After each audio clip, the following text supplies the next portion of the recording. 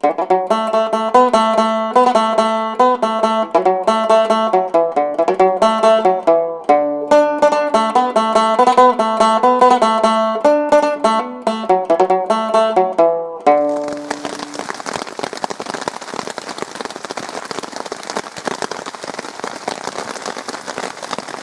and welcome back to Tassie Bushcraft.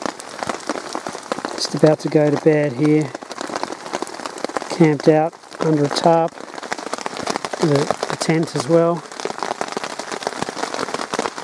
Pissing down with rain. Got a good pile of firewood here, all stacked dry for the next couple of days. I'm going to give you a little update, but thought I'd just film a bit of this and head off to bed and chat more in the morning. So I'll see you then. Morning folks. It's a pretty cold, wet day out there. I'd come up here basically because I want to build a semi-permanent bushcraft camp. Not at this spot, but further up into the higher elevation, but it's very thick forest trying to get up there, so basically I have to cut some kind of track up there, and I've spent 2 days now cutting that track. Such shitty wet weather. The Bureau forecast, I don't know, 4 days of rain, and the first 2 days when I was in the city, they were nice. Well, one day was a bit cool, the next day was nice and sunny. There was no rain, so it seemed like the forecast was not that accurate. And then of course the last 2 days of that predicted rain, I'm up here and it is actually raining and pretty non-stop. So I don't know if I'm going to get anything done as far as continuing the track work, but I'll get up, start a fire, and see what this day has in store.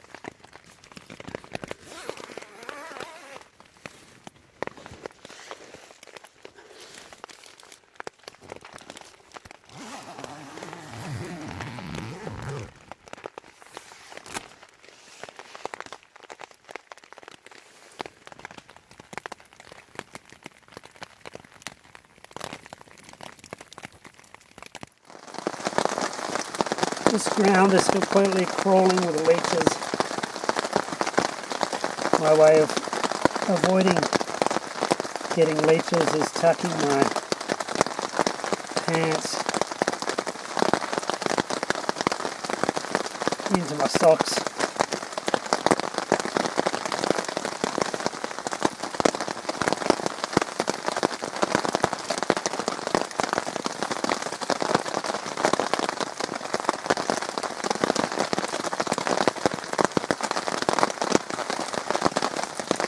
And then I put my gaiters over the top of them. These are brilliant gaiters. These are actually Second World War army surplus, and even though they're already about 70 years old when I got them, they've already lasted longer than any other pair I've had. I've replaced this understrap with a bit of leather. It's usually made out of this kind of webbing material, but they just grip so tightly around the leg, which is what I like, because in this kind of bush there's so many bugs and crap that gets stuck in your boots, and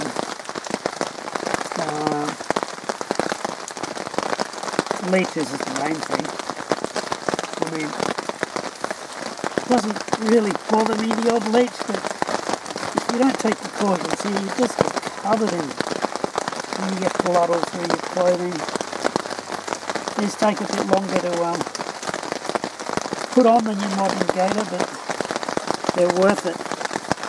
And being canvas, they're so thick that tiger snake, copperhead, would really have trouble getting its fangs through these.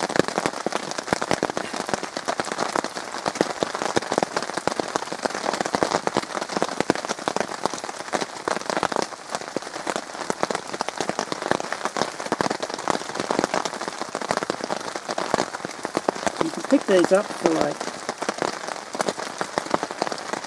about $70, unissued, army surplus. They also make, there's some places that make, I don't know what you'd call it, reconstructions of these, which I don't know how the quality of them compares to the real thing.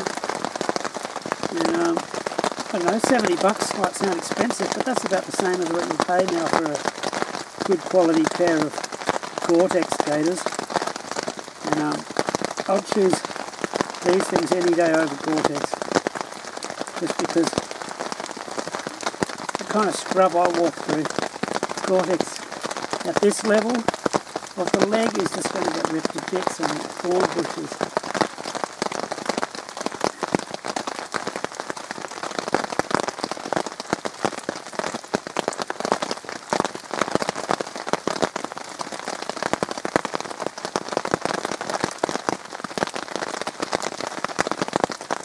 Oops, fuck that up.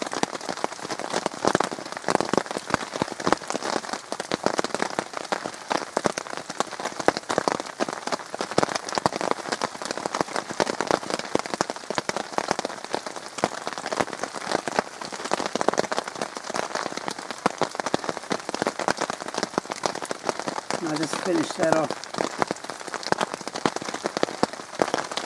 with a clove hitch.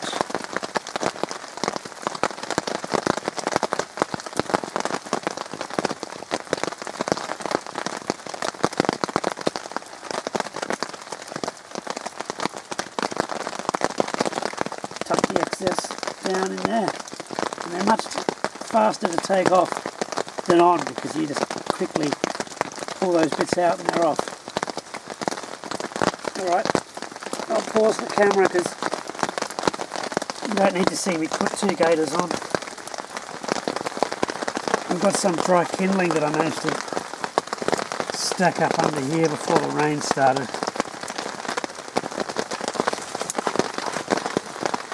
It's still pretty damp though because it's just so humid.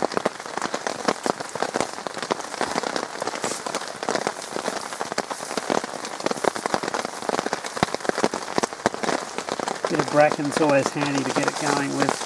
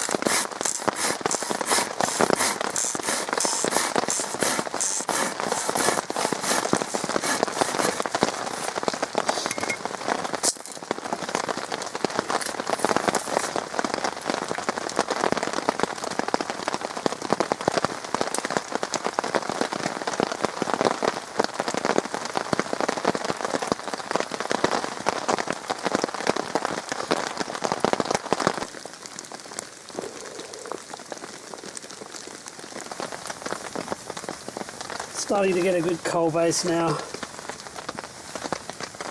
so you don't have to worry about it getting wet and going out.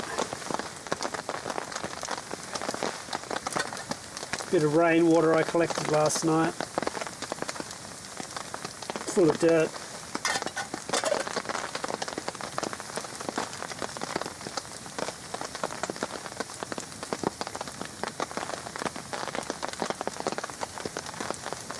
Try my luck with that. Have a morning cuppa at last.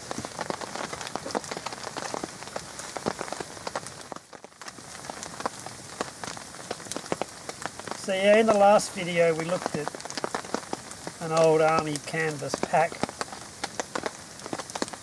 Some people got the impression that that's the gear that I always take into the field, and it's not. It's all gear that I've used at some point in my history, but a lot of it's been updated quite a lot, modernised, but I think a lot of people have a love for that old gear, even if just to have a look at it, and that's why I made that video.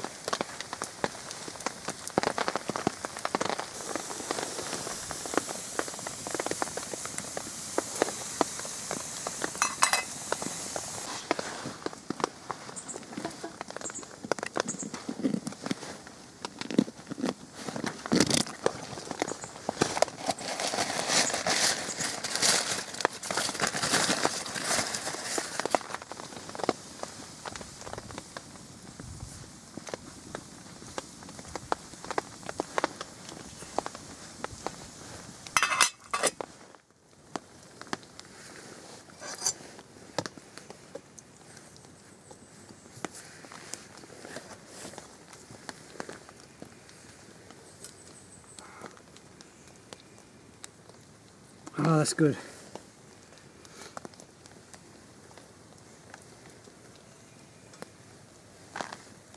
So yeah, anyone who's subscribed to the channel has probably noticed that I haven't really put out many videos. I think there's 2 up there, and they're about 2 years apart. You have the idea of creating a YouTube channel and doing lots of stuff outdoors, and then life just gets in the way. And I called it Tassie Bushcraft because camping and bushcraft is what I like to do, and I live in Tassie, or Tasmania. So, but the last year I've been living in Melbourne, which has kind of made it a bit hard to do Tassie Bushcraft. Tried doing a video over there, but didn't really turn out. Went out to Mount Macedon, did a bit of a stealth camp out there in Victoria.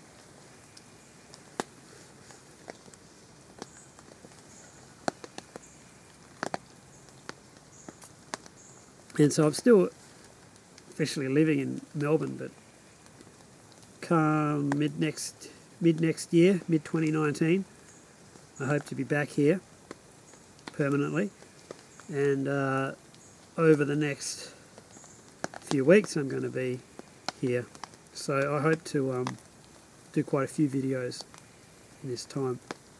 I've always lived in Tassie and I've grown up here. Sometimes life just takes you other places, but the whole time I was living over there, I was just wanting to get back here and back in the bush. It's hard to find forests like this in easy reach of Melbourne, where you can just get out and do this kind of thing, get away with it. So other things I want to put in this channel, I've got a big interest in native edible plants, the bush tucker as we know it. So I want to do a lot of videos on that, and I want to do a lot of videos just on exploring around the bush, the things I find, because I do a lot of that. I want to do a digital bushcraft, as I call it, a series of videos on using mapping software and bringing that into your mobile phone and all the things you can do with that. We've got great mapping, government mapping server here in Tasmania called ListMap, and you can get that running on your phone through an app called Backcountry Navigator, or on the iPhone you can use Motion X. There's a whole host of different apps you can use, but Backcountry Navigator is my favourite. Anyway, I want to do a few videos on that. Even scanning in historical maps and then laying them on, putting them into the map software, geo-referencing them, and being able to use them on your phone and see where you are, like on Google Maps, on a historical map. And that's really handy for walking around the bush and finding old ruins and tracks and things like that.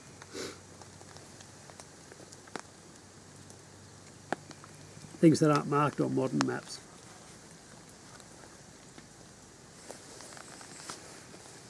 But yeah, there's all kinds of things. Gear reviews, all things I've been meaning to do, and hopefully we'll see more of that in the coming year. I probably won't put this video up till after I get back to Victoria. It'll probably be in early 2019, simply because I don't have a computer here or anything to edit it on. That's all in Melbourne at the moment.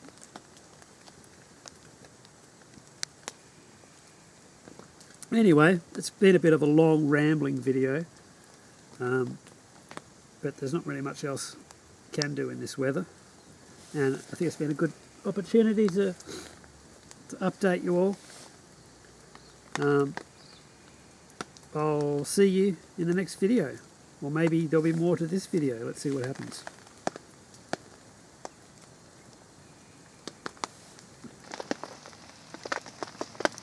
Got a good coal base in there now, pumping out a lot of heat.